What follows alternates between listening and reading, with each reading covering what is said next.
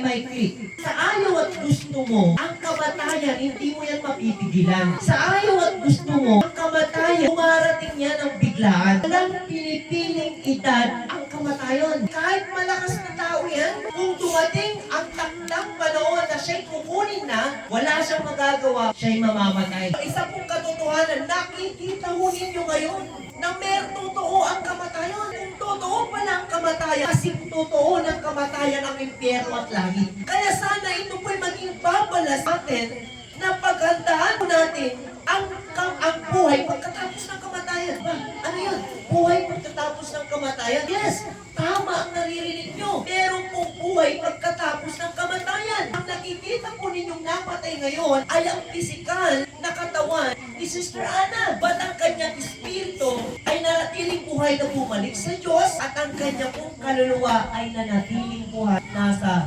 piling na po siya ng Diyos. Mga ngaral 5:16, nakakalungkot isipin, ipinanganak tayong walang dala, mamamatay naman tayong walang dala. Nung po bang ipinanganak tayo, meron na po ba tayong dalang pera, dalang kayamanan, dalang damit? Ipinanganak tayo ubad-ubad, tama? Ganon din, bak tayo mo namatay. Yan ang katotohanan na kapag namatay ka, kahit piso, wala kang matadala.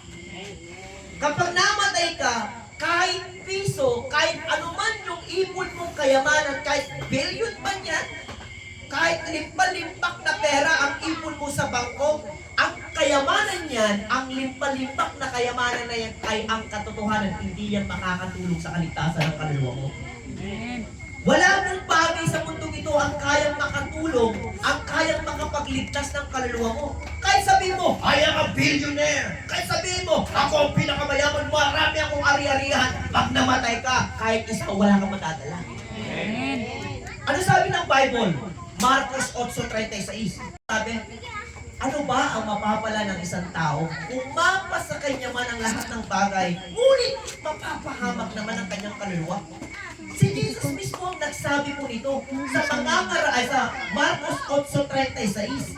Ano ba ang mapapala ng isang tao kung mapa sa kanya man ang lahat ng bagay sa mundo, pero mapapahamak naman ang kanyang kaluluwa? Meaning to say,